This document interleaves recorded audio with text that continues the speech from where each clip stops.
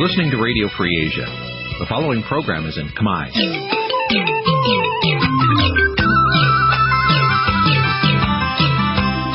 Nǐ chi càm bi tiệp xáy vệt chiu a zì sê ray. Nǐ chi càm bi tiệp xáyរបស់វិទ្យុអាស៊ីសេរីជាភាសាខ្មែរវិទ្យុអាស៊ីសេរីសូមស្វាគមន៍លោកអ្នកនាងទាំងអស់ពីរដ្ឋធានី Washington នៃសហរដ្ឋអាមេរិកបាទពីរដ្ឋធានី Washington នៃសហរដ្ឋអាមេរិកខ្ញុំបាទជួនច័ន្ទបុតសូមជម្រាបសួរលោកអ្នកនាងអ្នកស្ដាប់វិទ្យុអាស៊ីសេរីទាំងអស់ជាទីមេត្រីយើងខ្ញុំសូមជូនកម្មវិធីផ្សាយសម្រាប់យប់ថ្ងៃអង្គារ7កើតខែអាសត់ឆ្នាំមមែស័កស័កពុទ្ធសករាជ2559ដែលត្រូវនៅថ្ងៃទី13ខែវិច្ឆិកាគ្រិស្តសករាជ2015ជាដំបូងនេះសូមអញ្ជើញលោកអ្នកនាងស្ដាប់ព័ត៌មានប្រចាំថ្ងៃ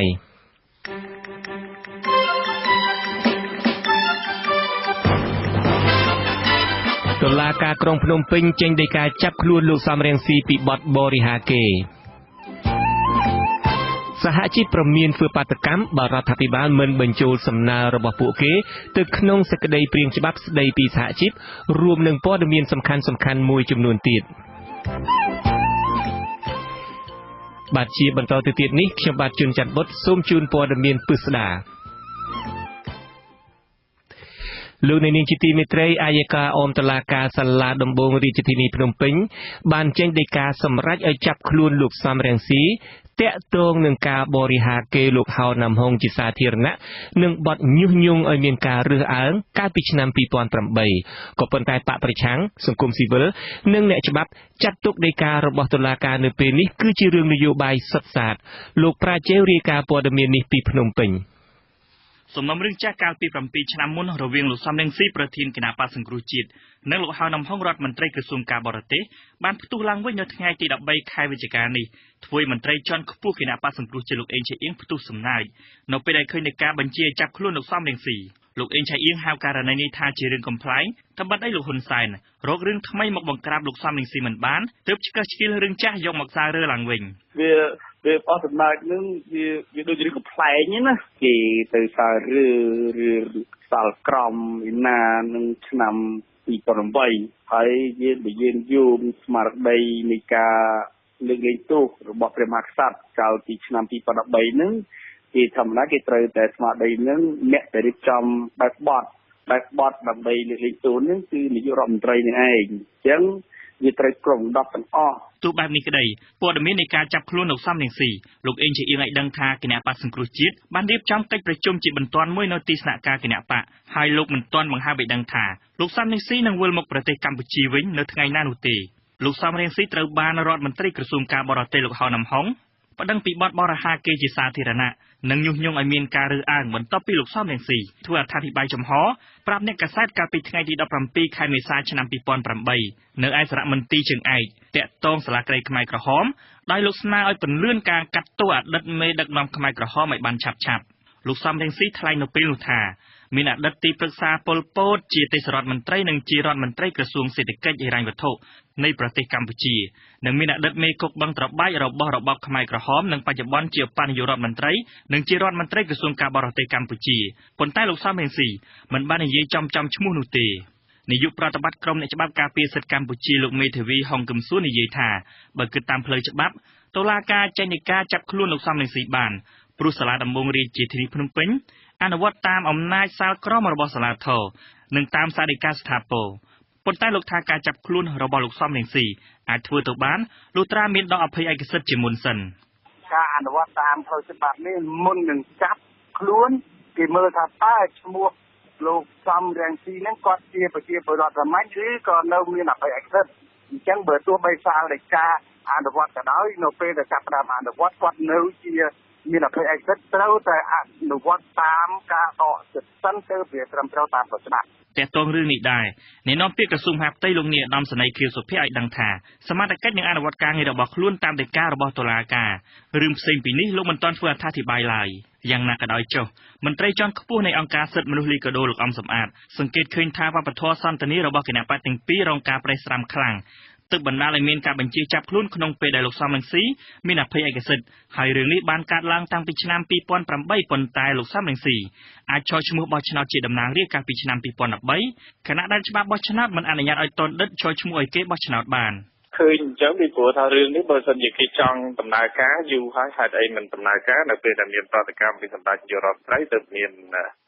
បញ្ហានៃការចេញពីការតាមចាប់តែទៅនៅសំណុំរឿងឆ្នាំ2008នោះបាទនៅរយៈពេលចុងក្រោយនេះកម្ដៅនយោបាយបានឡើងកម្ដៅខ្លាំងក្រោយពីមានការប្រើហិង្សាលើតំណាងរាស្ត្រគណៈបកប្រឆាំងការដកតំណែងលោកកឹមសុខាចេញពីអនុប្រធានរដ្ឋសភាហើយនៅចុងក្រោយនេះលោកហ៊ុនសែនបានហៅលោកសំរងស៊ីថាជាកូនជនក្បត់ជាតិព្រមទាំងប្រមានចាត់វិធានការផ្លូវច្បាប់លើលោកសំរងស៊ីហើយប្រាប់លោកសំរងស៊ីថាបើលេងកុំខឹងបើខឹងកុំលេងដោយឡែកលោកសំរងស៊ីបានផ្ញើសារទៅលោកហ៊ុនសែនវិញថាបើថ្ងៃណាមួយលោកហ៊ុនសែនត្រូវគេចោទប្រកាន់រឿងអ្វីមួយនៅចំពោះមុខតុលាការលោកនឹងចេញមុខមុនគេការពារកូនរបស់លោកហ៊ុនសែនដោយលោកយល់ថារឿងរបស់ឪពុកមិនជាប់ពាក់ព័ន្ធនឹងកូនឡើយ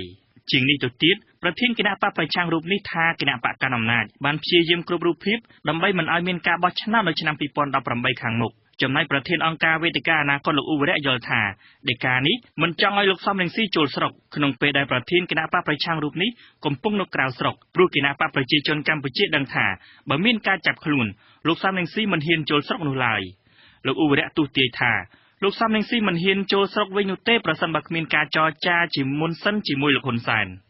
ភាពរឹតបន្តឹងនេះនឹងរឹតបន្តឹងត្រឹមការចេញការទៅលើគណៈបកទៅលើលោកសំរងស៊ីឬមួយក៏ឈានទៅដល់ការប្រើយន្តការកម្រិតសញ្ញាមួយទៅលើ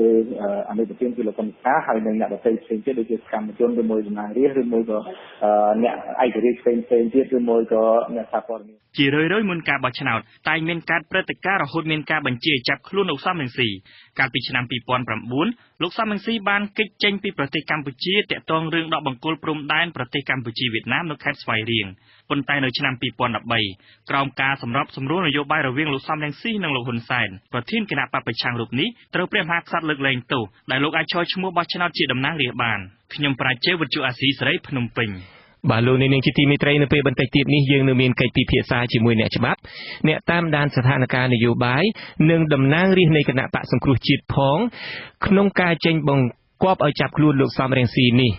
បាទតកតងនឹងរឿងនេះដែរប្រជាពលរដ្ឋមួយចំនួននៅរាជធានីភ្នំពេញមានបញ្ចេញមតិទស្សនៈខុសៗគ្នាអ្នកខ្លះបង្ហាញការខកចិត្តអ្នកខ្លះទៀតក៏រិះគន់ចំពោះតុលាការជុំវិញរឿងនេះអ្នកស្រីអ៊ុំរាំងសីមានសេចក្តីរាយការណ៍ជុំវិញបញ្ហានេះពីភ្នំពេញពលរដ្ឋភាគច្រើនដែលបានផ្ដល់បទសម្ភាសន៍នៅថ្ងៃទី13ខែវិច្ឆិកាសម្ដែងការខកចិត្តចំពោះអ្នកនយោបាយដែលនៅតែមិនប្រកាន់ពាក្យសច្ចៈហើយអ្នកខ្លាំងនៅតែប្រើអំណាចគៀបសង្កត់អ្នកទន់ខ្សោយមិនព្រមដោះស្រាយដោយសន្តិវិធីចេះតែប្រើប្រាស់ប្រព័ន្ធតុលាការដាក់សម្ពាធគ្នាទៅវិញទៅមកមិនចេះចប់មិនចេះហើយលើពីនេះពលរដ្ឋយល់ថានៅពេលដែលអ្នកនយោបាយបកទាំងពីរមិនចេះដោះស្រាយគ្នាដោយសន្តិវិធីនឹងចេះតែបង្កអសន្តិសុខសង្គមនិងមិនផ្ដល់ផលចំណេញដល់ប្រទេសជាតិនោះឡើយបើសពថ្ងៃហ្នឹងបើសិនណាអ្នកធំគេត្រូវគ្នាទៅយើងជាពលរដ្ឋហ្នឹងយើងរកស៊ីតាមអ្នកគេធ្វើការធំណាដល់ពេលឡូវរថ្ងៃហ្នឹងសពថ្ងៃហ្នឹងបើសិនណានិយាយទៅខ្ញុំមិនចង់ឲ្យពីប៉ាក់ហ្នឹងគេទាស់គ្នាទេឲ្យបានគេទៅរស់ទៅយើងរកស៊ីវាបានតទៅមុខបានជាពលរដ្ឋមិនចង់បាននយោបាយខ្មែរយើងវាមានចេះដល់អ្នកប្រទេសជិតខាងគេមើលងាយអញ្ចឹងបងគាត់ណាអ្នកនយោបាយជំនាន់នឹងហើយនឹងអ្នកនយោបាយជំនាន់ក្រោយទៀតវានិយាយទៅវាគ្មានជំនាន់ក្រោយមិនអាចយកជាគំរូថ្ងៃក្រោយបានច្បោកច្បល់មេដឹកនាំហើយដូចអត់សូវត្រូវគ្នាអញ្ចឹងបកប្រឆាំងហើយនឹងអ្នកកាន់អំណាចអត់សូវត្រូវគ្នាយោបាយច្បោកច្បល់អញ្ចឹងហើយធ្វើឲ្យសង្គមញ៉ែញ៉ៃអញ្ចឹងចង់ឲ្យគាត់ទាំងអស់គ្នាចរចាគ្នារកដំណោះស្រាយត្រឹមត្រូវមួយអញ្ចឹងបងម្ដងត្រូវឆ្លោះត្រូវបាតកម្មពេញអញ្ចឹងបងហើយដូចចង់ត្រូវធ្វើអីអញ្ចឹងពេលអ្នកក្រៅគេមើលមកអញ្ចឹងគេអត់ហ៊ានចូលប្រទេសយើងទេព្រោះថាពេលមានចលួសមួយខាងនយោបាយវាតឹងតែងអញ្ចឹងទៅមើលទៅបាតកម្មអីម្ដងវាខាតច្រើនសំណូមពរឲ្យមានតំណាងម្នាក់ហ្នឹងធ្វើការស្រួលបកនយោបាយទាំងពីរវាអត់មានភាពតឹងតែងហើយគេត្រូវវិនិយោគគេឃើញយើងអត់សូវមានបាត់នយោបាយអញ្ចឹងគេហ៊ានចូលបដាក់តុនមកយើងច្រើនរស់នៅជាភ័យអអញ្ចឹងអ្នកដឹកនាំម្នាក់ដែលហ៊ានប្រើពាក្យសម្ដីដែលអត់សូវរស់អញ្ចឹងមិនគួរដឹកនាំតទៅមុខបានតទៀតទេ អ្នករត់ម៉ូតូកង់3នៅរាជធានីភ្នំពេញលោកផេងពៅនិយាយរិះគន់ចំពោះតុលាការកម្ពុជាដែលបានចេញដីកាបង្គាប់ឲ្យចាប់ខ្លួនលោកសំរងស៊ីនៅពេលនេះគឺជាការបង្ហាញថាប្រព័ន្ធតុលាការមិនឯករាជ្យជាឈ្នន់របស់អ្នកនយោបាយនិងកំពុងតែបង្ហាញថាតុលាការកំពុងតែដើរលើផ្លូវអយុត្តិធម៌និងកំពុងតែប្រើអំណាចរុញច្រានគណៈបកប្រឆាំងឲ្យទាល់ច្រកតុលាការសពថ្ងៃនេះបើសិនណាឯករាជ្យដូចខាងបកប្រឆាំងគេបាននិយាយឡើងអញ្ចឹងប្រជាពលរដ្ឋអណាវាថាខ្ញុំចង់បានតុលាការឯករាជ្យឯកឧត្តមសំរងស៊ីនឹងគ្មានកំហុសអីសោះមានតែការចាប់គាត់អញ្ចឹងបើឯកឧត្តមសំរងស៊ីគាត់ឲ្យតែមានរឿងគាត់នៅប្រទេសក្រៅខ្ញុំចង់ឲ្យគាត់ត្រឡប់មកស្រុកដើម្បីគាត់ចរចាជាមួយសម្ដេចនាយករដ្ឋមន្ត្រីដើម្បីដោះស្រាយនយោបាយពីបកនឹងឲ្យបានត្រូវរកគ្នាទៅទោះជាយ៉ាងណាក្តីមតិពលរដ្ឋភាគច្រើនមិនចង់ឲ្យគណៈបកនយោបាយដែលមានអាសនៈនៅក្នុងរដ្ឋសភាឆ្លោះប្រកែកគ្នានិងប្រើប្រាស់ប្រព័ន្ធតុលាការធ្វើជាឈ្នន់ដើម្បីដោះស្រាយបញ្ហានៅពេលដែលរឿងមួយមិនទាន់ដោះស្រាយចប់នោះឡើយពលរដ្ឋចង់ឲ្យគណៈបកនយោបាយទាំងពីរធ្វើការជាមួយគ្នាដោយការទទួលខុសត្រូវដោះស្រាយបញ្ហាទុក្ខលំបាករបស់ពលរដ្ឋជាធំខ្ញុំអ៊ុំរាំងសីវិទ្យុអាស៊ីសេរីភ្នំពេញបាទលោកនាងជាទីមេត្រីនៅក្នុងរឿងដែលឡែកមួយទៀតតំណាងសភាសហភាពសហព័ន្ធសហជីពនិងសមាគមដែលធ្វើការក្នុងវិស័យការងារក្នុងប្រទេសកម្ពុជាព្រមមានថានឹងធ្វើកោតកម្មនិងបាតុកម្មថ្នាក់ជាតិក្នុងពេលដ៏ខ្លីខាងមុខប្រសិនបើរដ្ឋាភិបាលមិនបានបញ្ចូលសំណើរួមរបស់ពួកគេទៅក្នុងសេចក្តីព្រាងច្បាប់ស្តីពីសហជីពការព្រមាននេះធ្វើឡើងភ្លាមបន្ទាប់ពីស្តីការគណៈរដ្ឋមន្ត្រីអនុម័តសេចក្តីព្រាងច្បាប់នេះនៅថ្ងៃទី13ខែវិច្ឆិកានេះសូមអញ្ជើញលោកនាងស្ដាប់សេចក្តីរាយការណ៍របស់លោកយាងសុជាមេតាក្រុមសហជីពសម្ដែងការសោកស្ដាយចំពោះទីស្តីការគណៈរដ្ឋមន្ត្រីដែលបានអនុម័តសេចក្តីព្រាងច្បាប់ស្តីពីសហជីពដោយមិនបានផ្ដល់សេចក្តីព្រាងច្បាប់ចុងក្រោយដល់សហជីពនិងមិនមានការពិគ្រោះយោបល់ជាមួយសហជីពសេចក្តីថ្លែងការណ៍រួមរបស់តំណាងសហភាពសហព័ន្ធសហជីពនិងសមាគមចំនួន24ដែលចេញផ្សាយនៅថ្ងៃទី13ខែវិច្ឆិកាលើកឡើងថាការបិទបាំងសេចក្តីព្រាងច្បាប់ចុងក្រោយដោយរដ្ឋាភិបាលសហជីពមានការព្រួយបារម្ភថាសេចក្តីព្រាងច្បាប់នោះអាចមិនមានការកែប្រែទៅតាមសំណូមពររបស់សហជីពបារម្ភដែរថារដ្ឋាភិបាលមានចេតនាប្រើប្រាស់ច្បាប់នេះដើម្បីដាក់សេរីភាពរបស់សហជីពឲ្យនៅក្រោមអំណាចរបស់រដ្ឋនិងជ្រៀតជ្រែកកាន់តែជ្រៅចូលទៅក្នុងកិច្ចការផ្ទៃក្នុងរបស់សហជីពដើម្បីធ្វើឲ្យសហជីពបាត់បង់ឯករាជ្យភាពរបស់ខ្លួនក្រុមសហជីពអះអាងបន្តថារដ្ឋាភិបាលបង្កើតច្បាប់នេះដើម្បីធ្វើជាមធ្យោបាយទប់ស្កាត់សិទ្ធិជាសមូហភាពរបស់សហជីពឯករាជ្យក្នុងការចូលរួមយុទ្ធនាការទាមទារប្រាក់ឈ្នួលសមរម្យនិងអត្ថប្រយោជន៍ជូនកម្មករសេចក្តីព្រាងច្បាប់ស្តីពីសហជីពត្រូវបានរដ្ឋាភិបាលរៀបចំឡើងតាំងពីឆ្នាំ2008រដ្ឋាភិបាលដឹងថាសេចក្តីព្រាងច្បាប់នេះមានទាំងអស់17ចម្ពោះនិងចែកចេញជា100មាត្រាដែលមានវិសាលភាពគ្របដណ្ដប់លើសហគ្រាសឬគ្រឹះស្ថាននិងជនទាំងឡាយណាដែលស្ថិតនៅក្នុងសហគ្រាសឬគ្រឹះស្ថានក្រោមបទបញ្ញត្តិនៃច្បាប់ស្តីពីការងារច្បាប់នេះក៏គ្របដណ្ដប់ចំពោះបុគ្គលិកធ្វើការតាមផ្លូវអាកាសនិងផ្លូវសមុទ្រផងដែរ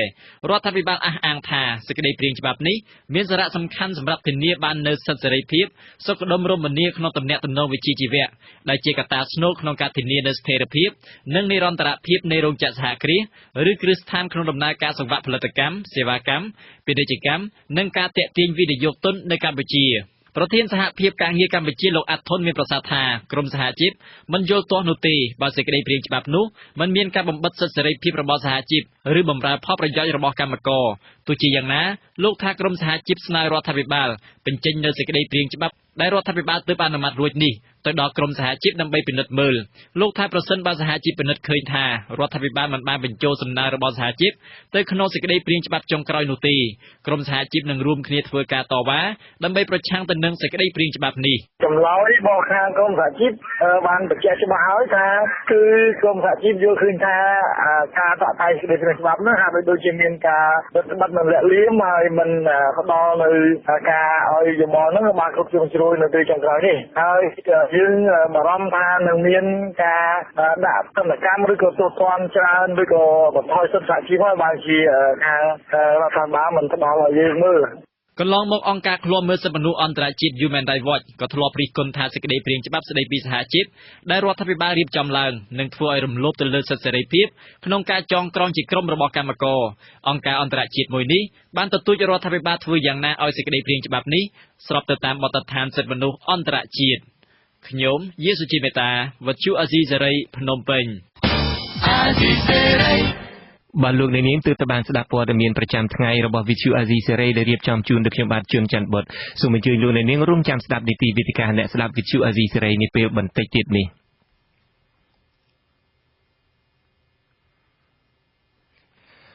បាទលោកនាងជាទីមេត្រីមុននឹងចាប់ផ្ដើមនីតិវេទិកាអ្នកស្ដាប់ Vithu Azizi Serai ខ្ញុំបាទសូមអភ័យទោសចំពោះការផ្អាកនីតិវេទិកាអ្នកស្ដាប់ក្រោមប្រធានបទផលវិបាកនៃការសម្លាប់មនុស្សដោយវងមហាជនដោយសារយើងមានកម្មវិធីផ្សាយពិសេសនៅយប់នេះតាក់ទងទៅនឹងការប្រកាសចាប់ខ្លួនលោកសំរងស៊ីហើយពេលនេះខ្ញុំនឹងលើកយកប្រធានបទផលវិបាកនៃការសម្លាប់មនុស្សដោយវងមហាជនទៅពិភាក្សានៅក្នុងឱកាសក្រោយទៀតបាទសូមអរគុណ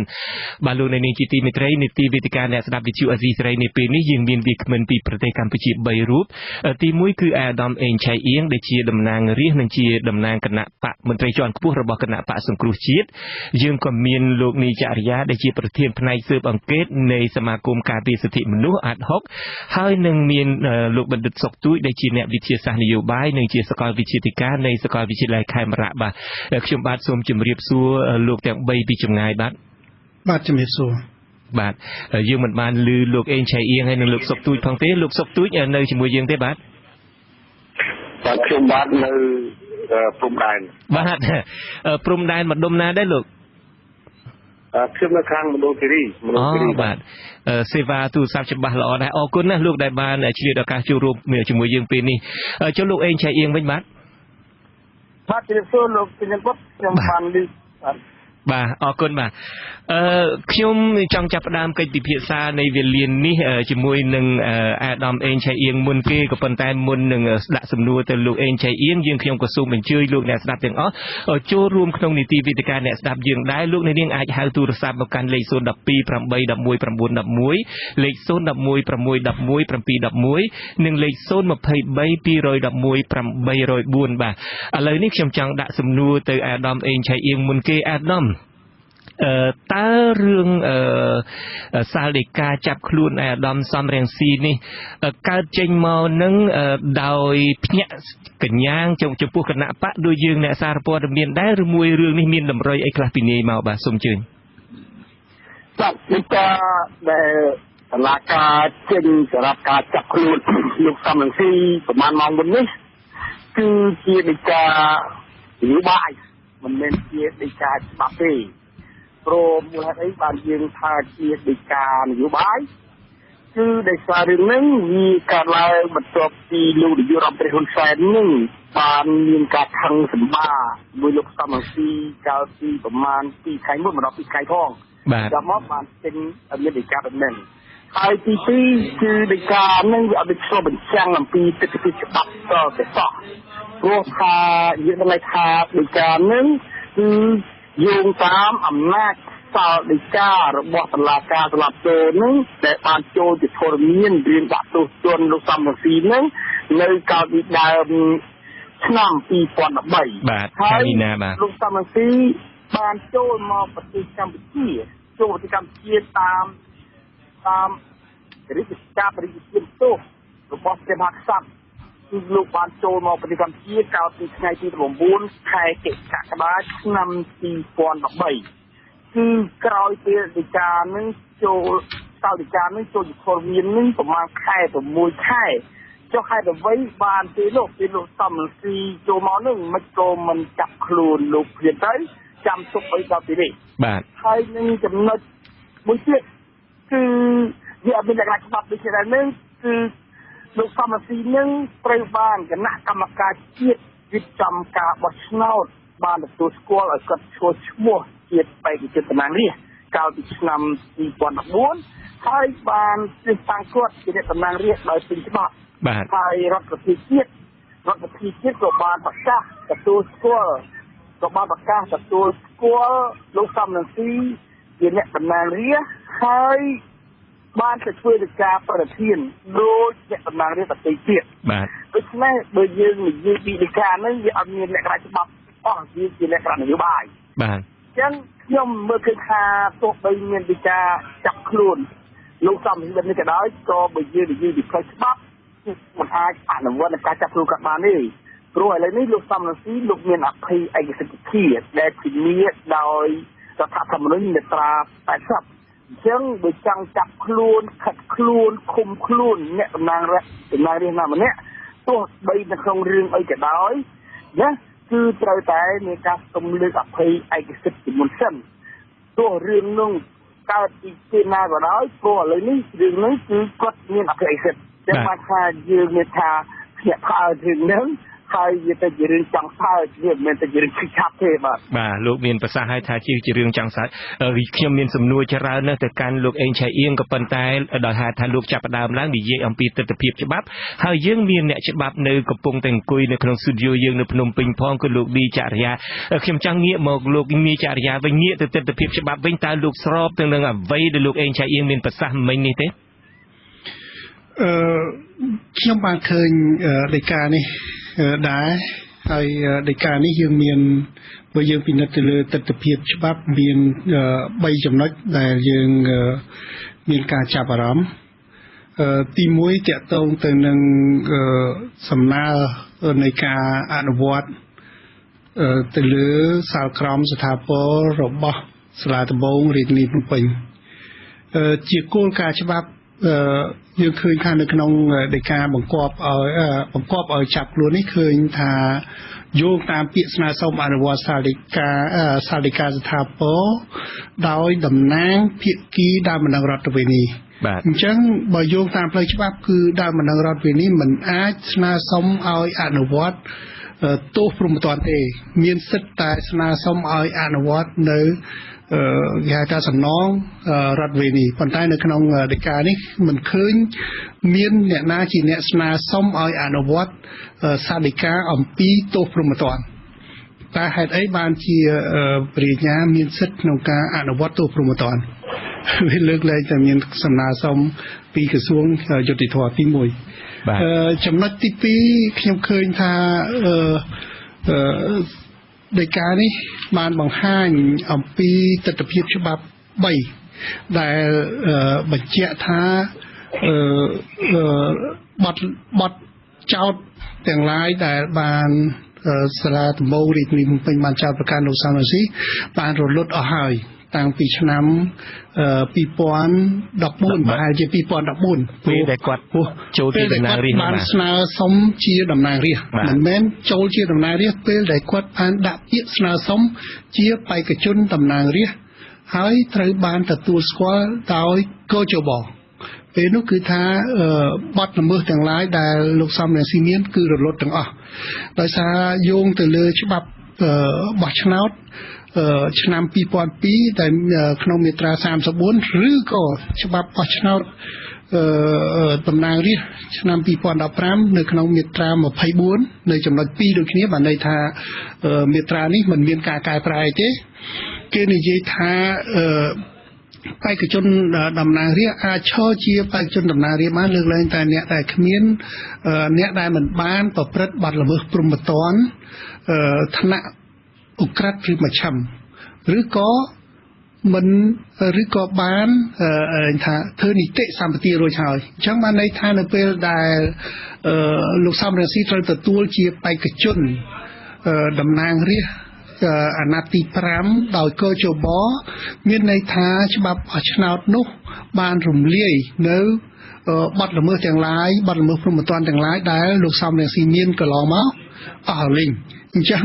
មកដល់ពេលនេះគឺថាលោកសំរងស៊ីអត់មានបទល្មើសអីទេតើហេតុអីបានជាមានដីកាចាប់ខ្លួនពីបទល្មើសព្រហ្មទណ្ឌអាហ្នឹងដែលជាចំណុចខុសបាទចំណុចទី2បទល្មើសដែលលោកសំរងស៊ីមានតែមានចែកដែលខ្ញុំបានឃើញនៅក្នុងដីកាបង្គាប់ឲ្យចាប់ខ្លួននេះអាចរលត់បានតាមរយៈអាជ្ញាយុកាលនៃបទល្មើសហើយបើយើងពិនិត្យទៅលើទស្សនវិជ្ជានៃផ្លូវច្បាប់តាមមាត្រា8មាត្រា10មាត្រា11នៃនីតិវិធីព្រហ្មទណ្ឌព្រោះថានីតិវិធីព្រហ្មទណ្ឌគេនិយាយអំពីការរលត់នៃបទល្មើសព្រហ្មទណ្ឌហ្នឹងក្នុងមាត្រា10បើដោយសារតែនៅក្នុងដីកាដែលនាំបង្គាប់ឲ្យចាប់ខ្លួននេះឃើញផ្ដន្ទាទោសរយៈពេល2ឆ្នាំអញ្ចឹងវាជាបទល្មើសមជ្ឈិម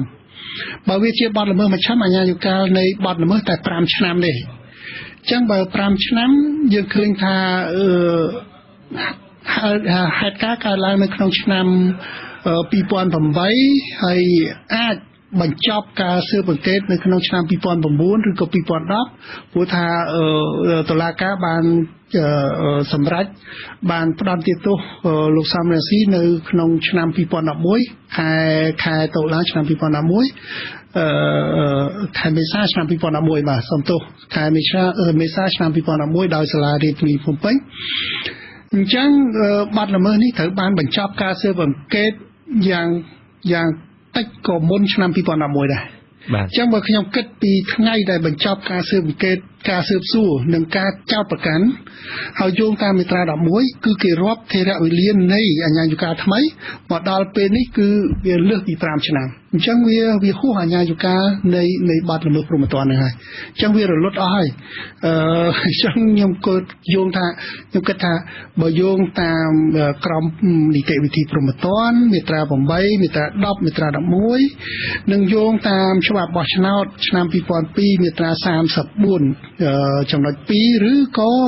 ច្បាប់បោះឆ្នោតឆ្នាំ2015មាត្រា24ចំណុច2គឺលោកសំរងស៊ីមកដល់ពេលនេះគឺអត់មានបទល្មើសព្រហ្មទណ្ឌអីទេអញ្ចឹងมันអាចមានដីកាណាមួយដែលអាចបង្គាប់ឲ្យចាប់ខ្លួនឬក៏នាំខ្លួនអីតទៅសោះនេះយើងមិនបាច់គិតទៅដល់អំពី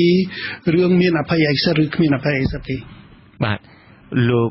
នីចរិយាលើកឡើងមកសុទ្ធតែផ្អែកទៅលើច្បាប់ទាំងអស់ក៏ប៉ុន្តែយើងទាំងអស់គ្នាក៏បានឃើញដោយការបង្គាប់នឹងទាំងអស់គ្នាដែរបង្ហោះពេញបណ្ដាញសង្គមអីជាដើមហើយខ្ញុំក៏កំពុងមានកាន់នឹងដៃមួយដែរនៅក្នុងហ្នឹងគឺថា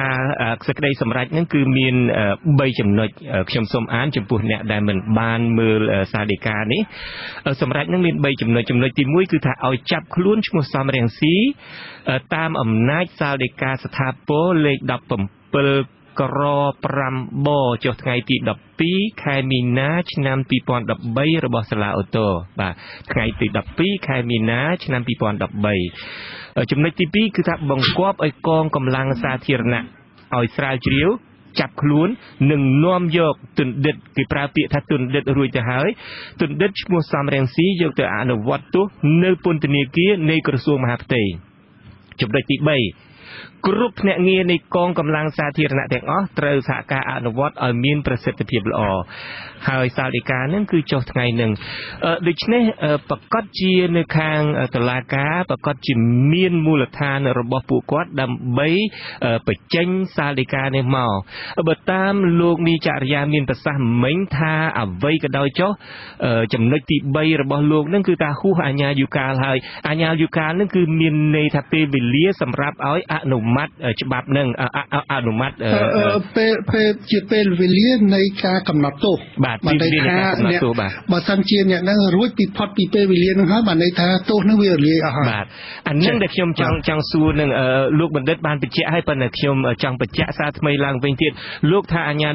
រកាលនឹងមានរយៈពេល5ឆ្នាំរាប់ចេញពីណាទៅឬមួយក៏គេរាប់ចេញពីថ្ងៃទី12ខែមីនាឆ្នាំ2013នេះទៅឬយ៉ាងណាសូមលោកបញ្ជាក់ចំណុចនេះម្ដងទៀតនៅក្នុងនេះគេនៅក្នុងមាត្រា11គេមានការកំណត់អាជ្ញាធរកាលនឹងគេមាន2ថេរវេលានៃអាជ្ញាធរកាលចាប់ផ្ដើមគិតពីពេលប្រព្រឹត្តបទល្មើសទី1ទី2អាជ្ញាធរកាលបាទទី2អាជ្ញាធរកាលចាប់ផ្ដើមគិតថេរវេលាសារជាថ្មីការចាប់ពីការបញ្ចប់ការចោទប្រកាន់ឬការស៊ើបសួរនីមួយៗអញ្ចឹងខ្ញុំរាប់ពីការស៊ើបសួរនេះខ្ញុំរាប់ពីការស៊ើបសួរដោយខ្ញុំយោងទៅលើសាលក្រមរបស់សាលាដំបងរាជធានីភ្នំពេញចុះថ្ងៃទី25ខែមេសាឆ្នាំ2011អញ្ចឹងកាលណាមានសាលក្រមព្រហ្មទណ្ឌហើយបានន័យថាបានបញ្ចប់ការស៊ើបសួររួចហើយអញ្ចឹងយ៉ាងហោចក៏ត្រឹមថ្ងៃទី25ខែមេសាឆ្នាំ2011អញ្ចឹងបើខ្ញុំគិតពីថ្ងៃទី25ខែមេសាឆ្នាំ2011មកដល់ពេលនេះ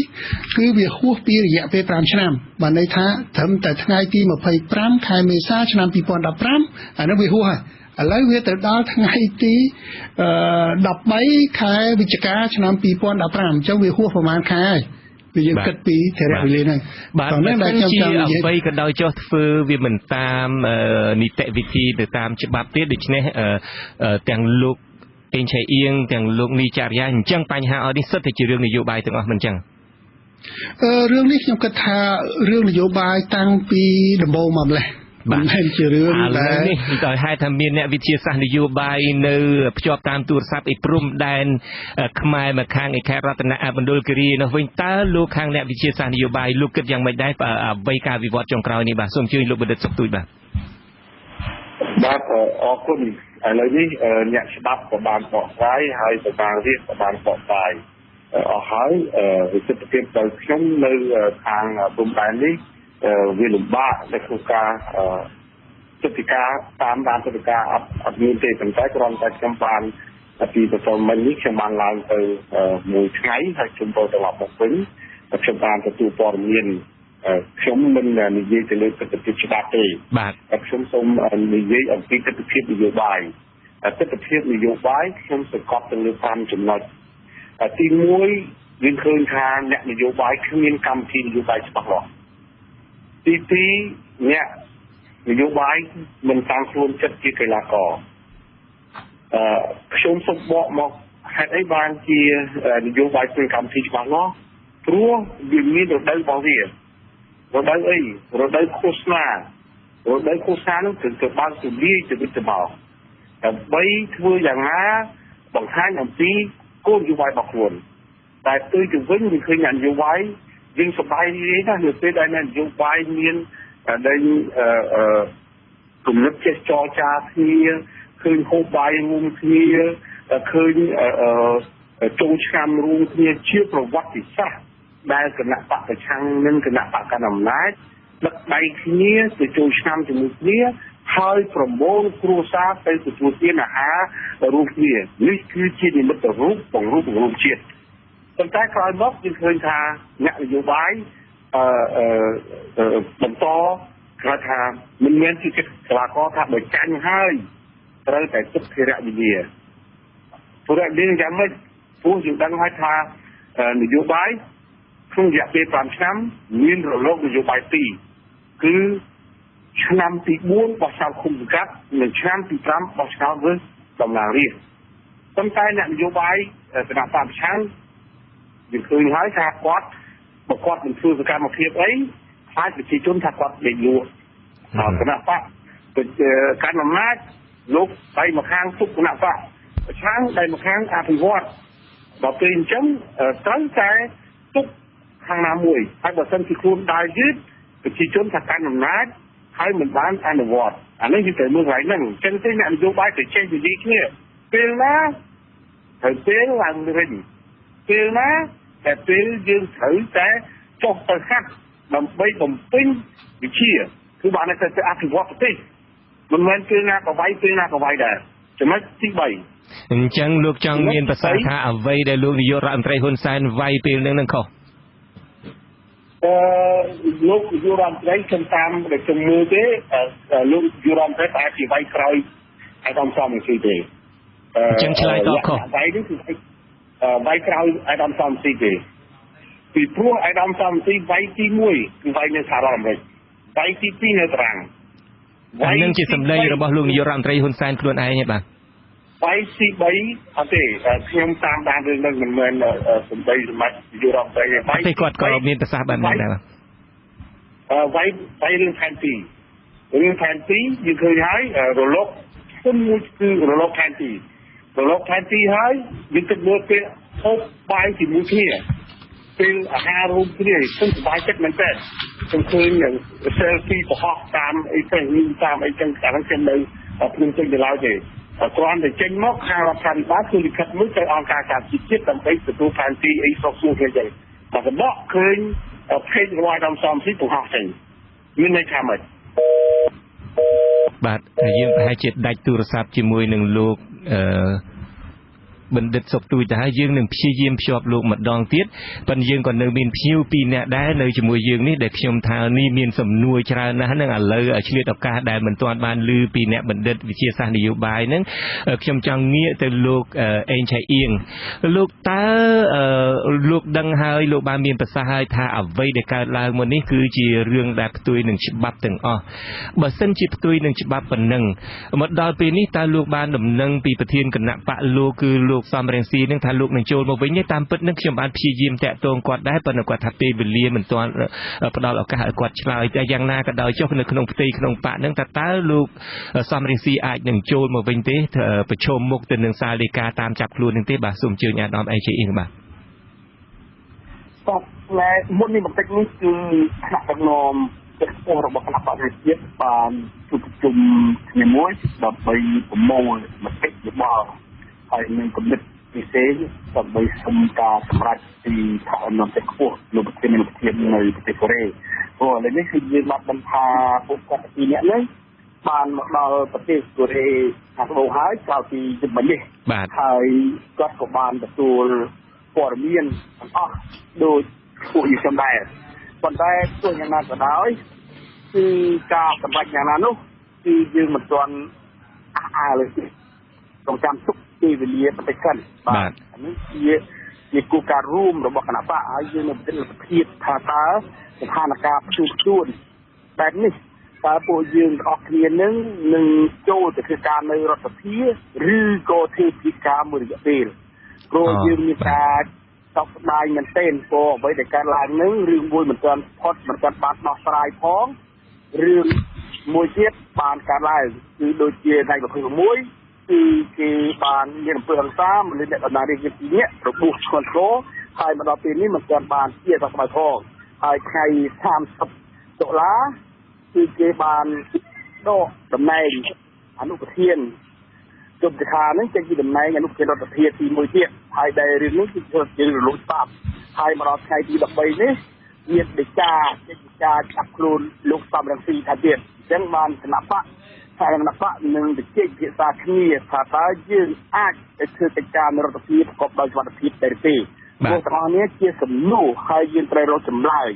ព្រោះយើងដឹងថាតំណាងរាស្ត្រ3រូប2រូបដែលជាបៃដមនឹងមិនទាន់ចាប់ជាបៃដមបានទេគឺយើងឃើញនឹងជាបៃដមដែលជាសារជាតិ3នាក់តែប៉ុណ្ណោះឯជាបៃដមនឹងនៅពីក្រោយខ្នងមិនទាន់បានវិញនោះហើយទៅចុះមកគេមាន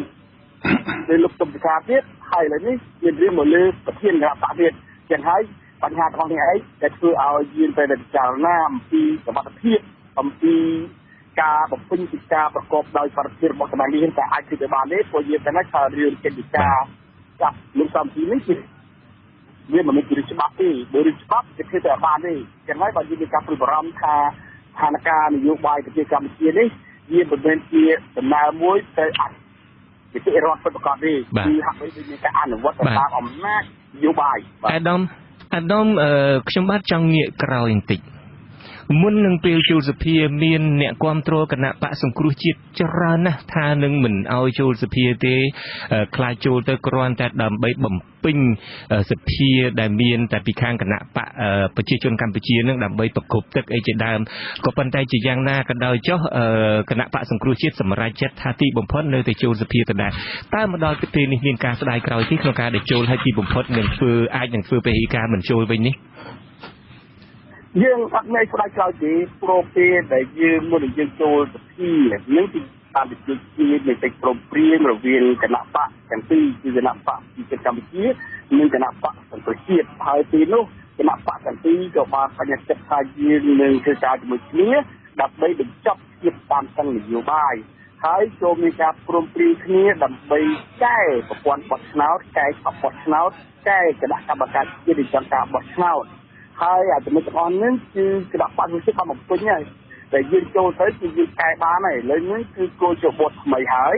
យមានច្បាប់បោះឆ្នោតថ្មីហើយវាមានមូលដ្ឋានច្បាប់មួយចំនួនហើយប៉ុន្តែឥឡូវនេះវាមានរឿងឡើងវិញនេះគឺរឿងតាមតឹងខាងនយោបាយដែលបើយើងនិយាយពីបរិយាកាសនយោបាយដែលកើតឡើងមកដល់ថ្ងៃនេះដែលមានជាតាមតឹងនេះគឺវាផ្ទុយពីស្មារតីនៃសេចក្តីប្រកាសរួមរបស់គណៈបកទាំងពីរកាលពីថ្ងៃទី20 ខែកក្កដាឆ្នាំ2014យ៉ាងហើយបានគេដែលថ្នាក់ដំណងគណៈបកគេលោកសំរងស៊ីលោកសខេងជួបគ្នានឹងគឺថ្នាក់ដំណងគណៈបកទាំងពីរនេះបានព្រមព្រៀងគ្នាបាននឹងយកកិច្ចព្រមព្រៀងដែលគណៈបកទាំងពីរបានធ្វើជាមួយគ្នាកន្លងមកនេះធ្វើជាមូលដ្ឋានគ្រឹះនៃការដោះស្រាយបញ្ហានានាដែលកំពុងតែប្រឈមនឹងបាត់ដងប៉ុន្តែយើងមានការសោកស្ដាយនៃប្រតិកម្មរបស់នាយករដ្ឋមន្ត្រីបន្ទាប់ពីលោកសំរងស៊ីដែលគាត់ថ្លែងសារនយោបាយមួយនៅប្រទេសជប៉ុនហើយគាត់មានការមិនសប្បាយចិត្តខាងរដ្ឋបាលទៅគាត់មានប្រតិកម្មទៅបានរឿងនោះវាកើតដល់ទីនេះហើយអ្វីដែលខ្ញុំចង់និយាយខ្ញុំចង់បញ្ជាក់ទៅលោកបន្ទប់ទួយបន្តិចថាក្នុងនាមយើងជាអ្នកនយោបាយហើយយើងបានប្រកាន់យកនូវគោលការណ៍ដែលមានចែងក្នុងរដ្ឋធម្មនុញ្ញគឺថាជាគោលការណ៍ជាតបតៃសេរីភុបៈបានថាមានបកច្រើនហើយក្នុងរដ្ឋាភិបាលគឺយើងបានចែងអំពីសម្លេងភាគតិចនិងសម្លេងភាគច្រើនកាលណាមានសម្លេងភាគតិចនិងសម្លេងភាគច្រើនដូច្នេះទស្សនៈនយោបាយវាមិនអាចស្រុកវាទេវាត្រូវតែមានការផ្ទុយគ្នាហើយតែមានការបកស្រាយគ្នាផ្នែកទស្សនៈនយោបាយអញ្ចឹងបើយើងជាអ្នកចាស់ទុំនយោបាយយើងមិនត្រូវយកមិនត្រូវទៅតាមចាក់កំហុសនៃការបញ្ចេញមតិនៃការលើកឡើងរបស់គណៈបកដែលមានសម្លេងភាគតិចតតាំងជាមួយគណៈបកកណ្ដាលអំណាចទៅចាក់កំហុសហើយប្រើប្រាស់អំណាចនយោបាយដើម្បីកកត់ដើម្បីបំផិតសិទ្ធិសេរីភាពមិនឲ្យអ្នកសម្លេងភាគតិចបញ្ចេញទេដូច្នេះវាជារឿងមួយដែលវាអត់សមត្រូវវិជាតាមគោលការណ៍សម្លេងភាគតិចច្រើនវាមានតែគណៈបកប្រទេសដែលមានតែគណៈបកតែមួយទេអានោះបាទមានសម្លេងតែមួយកាលណាគណៈបកមានគណៈបកច្រើនវាតែមានសម្លេងច្រើនអញ្ចឹងមកក្នុងនាមយើងជាអ្នកនយោបាយក្នុងនាមយើងជាអ្នកដឹកនាំរដ្ឋគឺយើងត្រូវតែទទួលយកនៃការខ្លួនឲ្យបានច្រើនទៅទីជាងការសរសើរការបែកចាត់ហើយបើយើងយកទៅថាការរិះគន់នឹងវាមិនត្រឹមត្រូវវាមិនសមស្របវាមិនយុត្តិធម៌ទុកឲ្យប្រជាពលរដ្ឋអ្នកវិនិច្ឆ័យហើយអ្នកដែលធ្វើកិច្ចការនេះខំបន្តធ្វើកិច្ចការដែលល្អទៅព្រោះកាលណាយើងកិច្ចការដែលល្អដែលត្រូវតែត្រឹមត្រូវជារដ្ឋគ្រប់គ្រងហើយអ្នកដែលរិះគន់អ្នកដែលនិយាយបហាមិនត្រឹមត្រូវនឹងវានឹងសាបទៅខ្លួនឯងទេនេះគឺជាអ្វីដែលខ្ញុំយកទៅថាអ្នកនយោបាយនឹងត្រូវតែមានចិត្តចាស់ទុំនយោបាយក្នុងការធ្វើកិច្ចការនេះនេះវាអត់មានប្រតិកម្មដល់គេរិះគន់យើងខំទៅឆាយទេបាទសូមអរគុណលោកអាដាមអេងឆៃអៀងបាទឥឡូវនេះខ្ញុំចង់អញ្ជើញលោកអ្នកស្ដាប់ពីភ្នំពេញលោកបញ្ញាដើម្បីដាក់សំណួរបាទសូមអញ្ជើញដាក់សំណួរតែម្ដងលោកបញ្ញាបាទអាចជម្រាបសួរវិទ្យុអតិចរិយហើយនឹងជម្រាបសួរដល់ប្រិយមិត្តអ្នកស្ដាប់ទាំងនៅក្នុងប្រទេសក្រៅប្រទេសនោះហើយខ្ញុំសួរជាសំណួរទៅលោកបណ្ឌិតសុកទូចមួយសំណួរខ្ញុំសួរថាអ្នកនយោបាយគ្រប់រូបទាំងអស់ហ្នឹងតែរិះគន់បដិធ្វើបដិបកហ្នឹងវាប្រាជ្ញាវាផ្ទុយពីក្រមសីលធម៌វាផ្ទុយពីច្បាប់ឬគោលការណ៍លទ្ធិជាតបតៃហើយតើតែថាការរិះគន់បែបអសិលធម៌ឬបែបដែលគ្មានក្រមសីលធម៌អានឹងវាស្របច្បាប់ដើម្បីខ្ញុំសួរទៅលោកដិតតុកទូចណាបាទខ្ញុំសូមមានយោបល់គឺខ្ញុំសូមទៅចេញមកទស្សនៈខ្លួនខ្ញុំទេមិនបដាឬទៅពណ៌ពជាទេគឺទៅវេទនាដឹកនាំគណៈបកសង្គ្រោះជាតិបាទខ្ញុំចង់ឲ្យគណៈបកសង្គ្រោះជាតិហ្នឹងគឺត្រូវតែឈានរិះគន់អ្វីដែលពាក់ព័ន្ធនឹងការដឹកនាំនឹងកិច្ចការនយោបាយពីព្រោះនេះគឺជាតំណាងឲ្យឆន្ទៈប្រជារាស្ត្រគ្រប់បកទាំងអស់ហើយយើងថាបំរើប្រជារាស្ត្រអញ្ចឹងបើយើងប្រឆាំងមិនឲ្យរិះគន់បានន័យថាយើងនឹងចង់លាក់ព្រះអាទិត្យនឹងមកពីបដិថ្ងៃហើយបានន័យថាយើងចង់លាក់ពលរដ្ឋបើយើងមានទឹកដប់យើងខ្លាចហើយអញ្ចឹងខ្ញុំចង់ឲ្យខ្ញុំចង់តែខាងគណៈបកគឺជាឬគណៈបកផ្សេងខ្ញុំមើលទៅហាក់ដូចជាជាជាងដែរគូវិជលណាបាទអរគុណលោកបញ្ញាឥឡូវនេះខ្ញុំចង់អញ្ជើញលោកបណ្ឌិតសុកទូចឆ្លើយនៅសំណួររបស់គាត់ទួនាទីរបស់គណៈបកប្រឆាំងគឺត្រូវតែប្រឆាំងត្រូវតែរិះគន់ទាំងចឹងហើយដើម្បីស្ថាបនាបាទខ្ញុំនឹងឆ្លើយសំណួរទាំងពីរទាំងអាដាមអេងឆៃអៀងទាំងខាងសួរខាងក្រោយមិញជាការពិតណាស់គណៈបកប្រឆាំងដើរតួនាទីជាអ្នកធ្វើពិនិត្យឬគេហៅថាភាសាមួយរៀងធ្ងន់ប៉ុន្តែភាសានេះអត់គេប្រើឲ្យថារដ្ឋាភិបាលស្រមោលដើម្បីរៀបចំពីគណៈបកប្រឆាំងទៅថ្ងៃអនាគតឬពេលណាមួយគណៈបកនឹងខ្លាយទៅជាកាន់រដ្ឋាភិបាលអញ្ចឹងគណៈបកនឹងត្រូវដើរតួនាទីមើលសកម្មភាពរបស់រដ្ឋាភិបាល មិនប៉ុន្តែការរិះគន់ហ្នឹងមិនមែនអាយ៉ងពុនអាចោលលក់ជាតិអាក្បត់ជាតិភាសាហ្នឹងមិនមែនភាសារិះគន់ណាភាសាជេរចោលភាសារិះគន់ក៏មកថាឥឡូវគេដាក់កទីសេដ្ឋកិច្ចលើអ្នកឯងមើលគោលនយោបាយស្អីគោលនយោបាយរបស់រដ្ឋាភិបាលថាគម្រោងវិស័យអប់រំ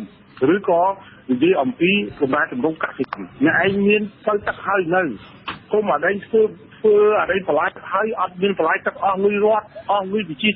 ជនបងប្អូនអាហ្នឹងរិះគន់អញ្ចឹងមកវាត្រូវមិនរិះគន់អាយ៉ងយួនមិនរិះគន់អដែងអាចោលលក់ជាតិអារបបផ្ដាច់ការអាហ្នឹងចាំពេលបោះឆ្នោតមិនរិះគន់អញ្ចឹងទេអាហ្នឹងហៅជាចោល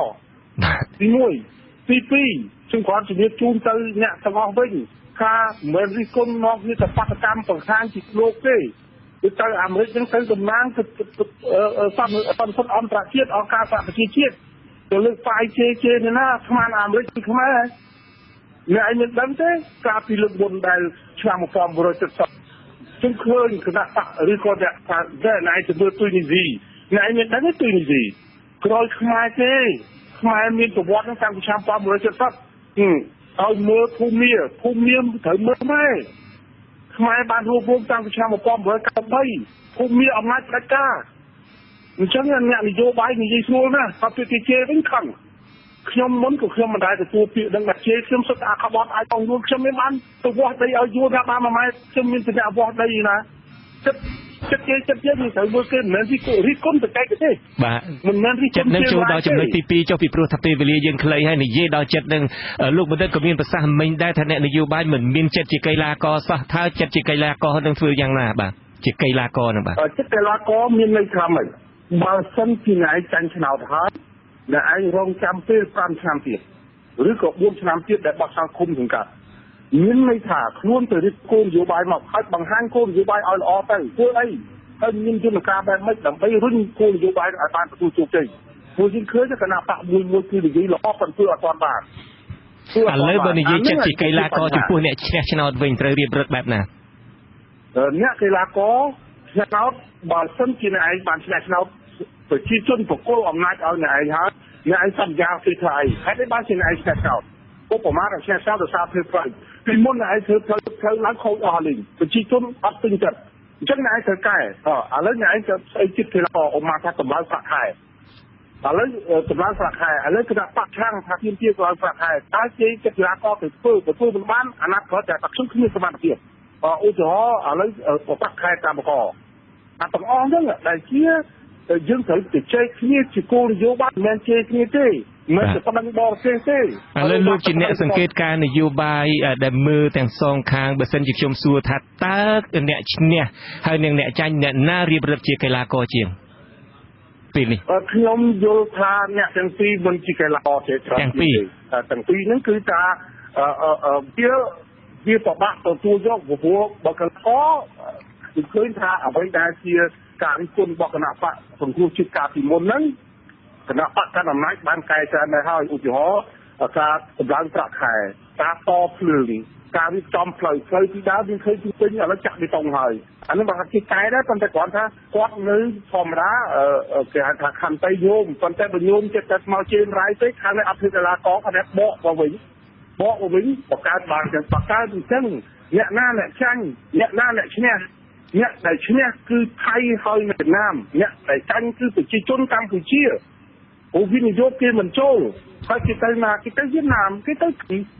អានឹងយើងត្រូវគិតពិចារណាតើក្នុងចំណោមអ្នកឈ្នះនិងអ្នកចាញ់នេះអ្នកឈ្នះដែលមានបានឡើងកាន់អំណាចបានឡើងធ្វើជាប្រមុខរដ្ឋាភិបាលនឹងអាចគួររៀបចំរឹកនឹងឲ្យទៅជាឪពុកម្ដាយដើម្បីអនុគ្រោះដល់កូនចៅដល់អ្នកចាញ់ទេខ្ញុំយល់ថាកន្លែងនេះវាទៅមើលអេរយាប័តនយោបាយហ្នឹងខ្ញុំគាត់ជូនថាយើងមើលទស្សនភាពឧបមាថាខាងគណៈបកប្រជាជនឬក៏សម្ដេចនាយករដ្ឋមន្ត្រីហ៊ុនសែននិងអាដាមសំស៊ីមុនដំបូងយើងឃើញថាអ្នកទាំងពីររៀបរឹកជាគ្រួសារអ្នកនយោបាយចេះស្ដាប់ស្វាគ្នាប្រើភាសាខ្មែរមកដោះស្រាយបញ្ហាខ្មែរក្រោយមកយើងឃើញការកេងចំណេញរវាងគ្នាទៅវិញទៅមកដល់ពេលកេងចំណេញគ្នាទៅវិញទៅមកនេះដែលធ្វើឲ្យមកខាងខ្ញុំឃើញខាងអត់មុតខាងមួយបន្ថែមទៀត អត់មុតបន្ថែមទៀតដល់បន្ថែមនោះវាបន្ថែមវាពីគោលនយោបាយឧបមាថាលក្ខណៈបកចំពោះជាតិជាងទៀត5ចំណុចទី1តាមពិត7ចំណុចខ្ញុំនិយាយតែ5ចំណុចទេគោលនយោបាយឧបមាតម្លើងប្រាក់ខែគេតម្លើងអត់បើមិនតម្លើងហៅរដ្ឋមន្ត្រីក្រសួងហេតុអីវត្ថុមកសួរហេតុអីមកបានគេបងទុននិយាយពីអីនិយាយអំពីប្រាក់ខែដែលរឿងចូលវត្តបើគេឈ្នះទៅយកមកឥឡូវហៅមកឥឡូវចូលវត្តយកហើយរឿងអីរឿងយុត្តិធម៌ហេតុអីបានជាយុត្តិធម៌មិនត្រឹមត្រូវហើយគុំយុត្តិធម៌មកសួរអានឹងបានចិត្តជាកីឡាករហើយត្រួតសកម្មភាពគោលនយោបាយហើយជំនឿគឺទៅវិញមកមិនមែនបង្ហាញជាអានេះទៅប្រទេសនេះទៅជាអានោះពីប្រទេសខ្មែរទៅវិញអាមួយឆ្លោយពីនោះមកវិញអានឹងមានអាយ៉ៃឆ្លងឆ្លោយតាមពិតខ្ញុំបាទសួរអំពីរឿងថាចិត្តជាកីឡាកររបស់អ្នកឈ្នះជាឪពុកម្ដាយនឹងគួរអត់ឱនដល់កូនចៅសោះនឹងលោកបណ្ឌិតខ្ញុំយល់ថាប្រហែលជាមិនអត់ឱនទេបើអត់ឱនប្រហែលជាមិនមានចេញនីការទេបាទអរគុណឥឡូវនេះខ្ញុំចង់អញ្ជើញលោកអ្នកស្ដាប់ម្នាក់ទៀតមកពីបន្ទាយមានជ័យលោកហាក់បាទសូមអញ្ជើញដាក់សំណួរបាទលោកហាក់បាទលោកវិទ្យាសាស្ត្របាទសូមអញ្ជើញដាក់សំណួរតែម្ដងយើងមានពេលខ្លីបាទខ្ញុំសូមសួរសំណួរទៅលោកអេជយើងផ្ទាល់តែម្ដងបាទថាតើតុលាការនៅក្រុងភ្នំពេញហើយនឹងទីតុលាការនៅទីក្រុងរងកូនមួយណាល្អជាងមួយទៀតតើលោកសមវិធីមានសេចក្តីក្លាហានដូចអ្នកស្រីអង្គតាមទី2ដែរឬទេទី3ទៀតខ្ញុំចង់សួរថាតើបើតាមជាលោកប្រធានសមវិធីគាត់មិនចូលមកតតាំងជាមួយនឹងតុលាការទីក្រុងភ្នំពេញអាចនឹងមានបច្ច័យបានដែរឬទេហើយនឹងចុងក្រោយនេះខ្ញុំចង់មានយោបល់បន្តិចខ្ញុំចង់ឲ្យលោកប្រធានសមវិធីឲ្យមានសេចក្តីក្លាហានដោយលោកមេឃសវណ្ណាផងបាទបាទអរគុណ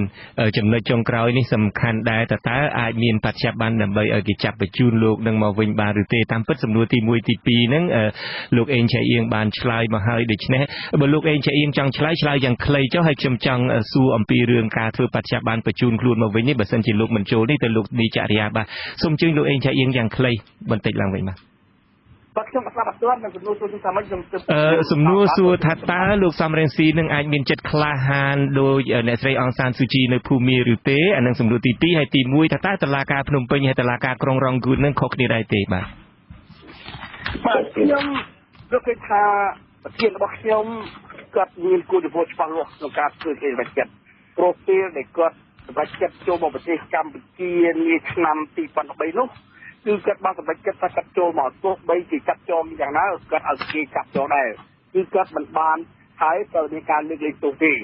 ប៉ុន្តែដោយសារពេលដែលគាត់សម្រេចចិត្តហើយនឹងបានមានការលើកលែងទោសពីព្រះមហាក្សត្រដូច្នេះខ្ញុំយល់ឃើញថាជំហររបស់គាត់អត់ផ្លាស់ប្ដូរទេសម្រាប់ដំណាក់កាលបច្ចុប្បន្ននេះគ្រាន់តែមិនទាន់ប្រកាសឲ្យដឹងបាទគឺជាដំណាក់កាលមួយដែលគាត់ច្បាស់លាស់ប៉ុន្តែការថាព័ត៌មានអីសម្រាប់អានេះគឺពេលណាមួយនេះគឺនៅពេលបន្តទៀតហើយឡើយជាក់ទងតឡាការនៅប្រទេសរងគួនឬនៅស្រុកខ្មែរនេះខ្ញុំជឿជាក់ថាមានការខុសគ្នាយ៉ាងម៉េចនៅប្រទេសភូមាគឺពួកយោធាភូមាគឺមិនបានចាប់ឃុំខ្លួនលោកព្រះសង្ឃជីទៅដាក់នៅពន្ធនាគារទោសជាមួយនឹងទោសប្រវត្តិអតីតទេគឺគេគ្រាន់តែឃុំខ្លួនលោកព្រះសង្ឃជីនៅក្នុងផ្ទះមិនឲ្យចេញទៅណាតែប៉ុណ្ណោះហើយថាលោកព្រះសង្ឃជីក៏មានសេរីភាពនៅក្នុងផ្ទះក៏ថាមានតាមពិតអាចអើតាមលោកបងដែកផងជួបអ្នកគ្រប់គ្រងរបស់គាត់បើយើងតាមឃើញរូបភាពកន្លងមកបាទគាត់អាចជួបបានហើយអ្នកដែលគ្រប់គ្រងគាត់អាចចូលទៅប្រស័យទាក់ទងបានប៉ុន្តែមិនមែនជាលក្ខណៈទូលំទូលាយទេបាទរដ្ឋអាជ្ញាធរនៅស្រុកខ្មែរនេះគឺទៅចាប់ហើយព្រៃសហើយបាទអរគុណលោកដែលពេលវេលាខ្លីខ្ញុំចង់ងាកមកលោកអ្នកច្បាប់នីចរិយាវិញសំណួរចុងក្រោយរបស់គាត់នឹងថាបើសិនជាលោកសំរងស៊ីមិនចូលមកទេនឹងគេនឹងអាចបង្កើតឲ្យមានបច្ច័យបានរវាងប្រទេសទាំងពីរនឹងដើម្បីបញ្ជូនមកវិញលោកគិតយ៉ាងម៉េចដែរចំណុចនេះខ្ញុំយល់ថាមិនអាចទៅរួចទេការធ្វើបច្ច័យបានទី1ការធ្វើបច្ច័យបានលើកលែងតែឆ្លងកាត់ការបទល្មើសដែលជាលក្ខណៈអន្តរជាតិដែរដូចជាបទល្មើសឧក្រិដ្ឋធំៗណាបាទហើយបទល្មើសនេះប្រហែលជាមិនតាក់ទងទៅនឹងរឿងរហូតដល់ការធ្វើបច្ច័យបានទេទី1ទី2សួរថាតើប្រទេសដែលធ្វើបច្ច័យបានគេទទួលស្គាល់ ថាបាត់ល្មើសដែលតុលាការកម្ពុជាបានចោទប្រកាន់នឹងពិតជាមានឬទេហើយប្រសិនបើប្រទេសដែលលោកសំរងស៊ីកំពុងតែស្នាក់នៅមិនទទួលស្គាល់ថាបាត់ល្មើសដែលតុលាការចោទប្រកាន់នឹងជាបាត់ល្មើសដែលមិនអាចកើតឡើងមិនមានការកើតឡើងនិងមិនមានជំនឿទៅលើតុលាការទេប្រហែលជាគេមិនចូលរួមក្នុងការធ្វើបច្ចុប្បន្នទេព្រោះធ្វើឲ្យប៉ះពាល់ទៅដល់កិត្តិយសរបស់ប្រទេសដែលធ្វើបច្ចុប្បន្ននឹងដែរថាគេបានចូលរួមធ្វើកិច្ចការមួយដែលអយុត្តិធម៌សម្រាប់មនុស្សជាតិអាហ្នឹងវាជាបញ្ហាមួយខ្ញុំចង់បន្ថែមតិចទាក់ទងទៅនឹងរឿងប្រសាសន៍របស់លោកបណ្ឌិតសុកទូចខ្ញុំមានការឯកភាពថាអ្នកនយោបាយគួរតែធ្វើកិច្ចការនៅក្នុងក្របខ័ណ្ឌនយោបាយដោយនេះហើយរឿងដែលមានការអអន់សម្ពន្ធចិត្តខាងនយោបាយសូមកុំឲ្យអ្នកនយោបាយយកប្រព័ន្ធតុលាការមកប្រើប្រាស់ព្រោះវាធ្វើឲ្យប៉ះពាល់ទៅដល់ឯករាជ្យភាពរបស់តុលាការនិងធ្វើឲ្យប៉ះពាល់ទៅដល់ពុកមាត់នៃប្រទេសជាតិហើយគួរតែយើងប្រកួតប្រជែងគ្នាតែក្នុងទស្សនវិជ្ជានយោបាយទៅបានហើយកុំឲ្យទៅលោកឡំអញ្ចឹងអាហ្នឹងជាមតិរបស់ខ្ញុំបាទនឹងជាមតិរបស់លោកវិចារ្យាផ្ទាល់ក៏ប៉ុន្តែយ៉ាងណាក៏ដោយចុះដូចយើងបានពិភាក្សាគ្នាពីខាងដើមតុលាការដែលជាស្ថាប័នមួយរបស់ជាតិមួយនឹងបានចេញដីកាតាមចាប់ខ្លួនរួចទៅហើយបញ្ជាឲ្យកងកម្លាំងប្រដាប់អាវុធគ្រប់ជាន់ថ្នាក់ទាំងអស់នឹងឃើញភ្លាមចាប់ភ្លាមលោកបាននិយាយថានេះគឺជារឿងដែលមិនត្រូវតាមនីតិវិធីក៏ប៉ុន្តែក៏ចេញមកតាមស្ថាប័នតុលាការរួចទៅហើយឥឡូវខ្ញុំសូមសួរទៅមួយទៀតឧបមាថាអ្វីដែលគេបានធ្វើនឹងគឺថាខុសរំលោភនីតិវិធីរំលោភច្បាប់ទាំងអស់ដោយលោកនីចរិយាមានប្រសាសន៍មិញដូចជាតំណាងគណៈបកសង្គ្រោះជាតិលោកអេងឆៃអៀងមានប្រសាសន៍មិញនឹងក៏ដោយចុះឥឡូវនឹងច្បាប់នឹងចេញមកហើយដីកានឹងចេញមកហើយតើបើសិនជាលោកសំរងស៊ីនៅតែចូលមកវិញបើតាមលោកអេងឆៃអៀងថាគាត់ធ្លាប់សម្រេចចិត្តតាំងពីបកូនណាមិនទាន់លើកលែងទោសម៉េះថានឹងចូលមកបន្តិចបំផុតក៏មានការលើកលែងទោសទៅក៏ចូលមកតាមនឹងទៅគាត់មានសម្រេចចិត្តវិញបើសិនជាគាត់សម្រេចចិត្តចូលមកមែនថាតើពេលនោះគេអាចចាប់បានតាមសាលដីកានេះទេឬមួយត្រូវការដកអភ័យឯកសិទ្ធិសិននឹងសំណួរទី1សំណួរទី2ការដកអភ័យឯកសិទ្ធិនឹងតើដកបែបណាដកតាម2ភាគ3ឬមួយគណៈកម្មការអចិន្ត្រៃយ៍នៃសភានឹងអាចដកបានដោយមិនមានសម្លេង2ភាគ3សូមជឿណាស់ការដកអភ័យឯកសិទ្ធិគឺត្រូវតែដកតាមសម្លេង2ភាគ3ជាចាំបាច់អានឹងយោងតាមរដ្ឋធម្មនុញ្ញខ្ញុំយល់ថាការអនុវត្តច្បាប់វាជាការឈរទៅលើស្មារតីនៃមនសិការរបស់មនុស្សម្នាក់ថាតើអ្វីដែលយើងបានធ្វើពិតជាត្រឹមត្រូវតាមច្បាប់ឬមិនតាមច្បាប់តើយើងមានការខ្មាស់ខ្លួនឯងទេនៅពេលដែលយើងមិនធ្វើតាមច្បាប់ខ្ញុំប្រៀបធៀបអ្នកដែលអនុវត្តច្បាប់ទៅនឹងមនុស្សដែលបានប្រព្រឹត្តបទល្មើសបើសិនបើអ្នកអនុវត្តច្បាប់នោះ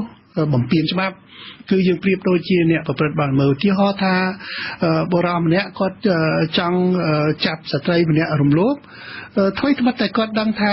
អានឹងវាខុសច្បាប់ក៏ប៉ុន្តែគាត់អាចធ្វើបានដោយសារគាត់អាងកម្លាំងបាយអញ្ចឹងរឿងនេះគឺបើសិនជាអាងកម្លាំងបាយធ្វើបានដោយសារអីដោយសាររដ្ឋាភិបាលមានទាហានគ្រប់គ្រាន់មានប៉ូលីសគ្រប់គ្រាន់មានពន្ធនាគារគ្រប់គ្រាន់អញ្ចឹងធ្វើអីក៏បានដែរហើយចង់ជំរាបដែរថាច្បាប់វានៅក្នុងសភៅទេបើសិនជាយើងធ្វើទៅវាមិនមែនរត់ចេញពីសភៅមកចាប់យើងទាត់ធាក់យើងអត់ឲ្យធ្វើទេប៉ុន្តែថាតើមនសិការនៃអ្នកអនុវត្តច្បាប់ដែលយើងជាអ្នកដឹងថាច្បាប់យើងធ្វើទៅនឹងវាខុសច្បាប់ថាតើយើងមានមនសិការខ្លួនឯងក្នុងក្របខ័ណ្ឌជាអ្នកដែលមានសតិសម្បជញ្ញៈឬទេយើងធ្វើអីក៏បានដែរកាលណាយើងមិនយកសតិសម្បជញ្ញៈយកមកធ្វើការពិចារណាទៅលើអ្វីដែលខ្លួនបានធ្វើបាទអរគុណឥឡូវនេះខ្ញុំចង់ផ្ដល់សំណួរចុងក្រោយរបស់ខ្ញុំទៅលោកបណ្ឌិតសុកទូចជាអ្នកនយោបាយទៅវិញឥឡូវនេះងាកមកគឺរឿងនយោបាយទៅវិញហើយលោកនាយករដ្ឋមន្ត្រីហ៊ុនសែនក៏ប្រកាសឲ្យថានឹងមិនឲ្យលោកសំរងស៊ីមិនទទួលយកការសុំទោសរបស់លោកសំរងស៊ីបានទេបើមិនមានការសុំទោសបែបនេះតើមើលទៅលទ្ធភាពច្រកចេញរួចតាមបែបណាលោកសុកទូចបាទយ៉ាងខ្លីជាចុងក្រោយ1នាទីបាទសម្រាប់ខ្ញុំជំយល់ថាប្រហែលជាអ្នកនយោបាយធ្វើ ធ្វើករណីហ្នឹងគឺធ្វើដោយធម៌នៅលើគេហៅថាភាពជាអ្នកនយោបាយភាពជាអ្នកដឹកនាំ20វិនាទីហើយទី2គឺមានដើរទុកគឺមានន័យថាមានអ្នកកណ្ដាលហើយអ្នកកណ្ដាលហ្នឹងគឺអាយដាមអេជាអៀងលោកនឹងដឹងរឿងនឹងច្រើនជាងខ្ញុំបើអញ្ចឹងថាអាចនឹងមានច្រកចេញរួចមិនអញ្ចឹងទេអ្វីត្បិតតែការសន្យាថាមិនសូមទទួលការលើកលែងទោសក៏ដោយចុះបាទសូមអរគុណលោកទាំង3តែប៉ុណ្នេះ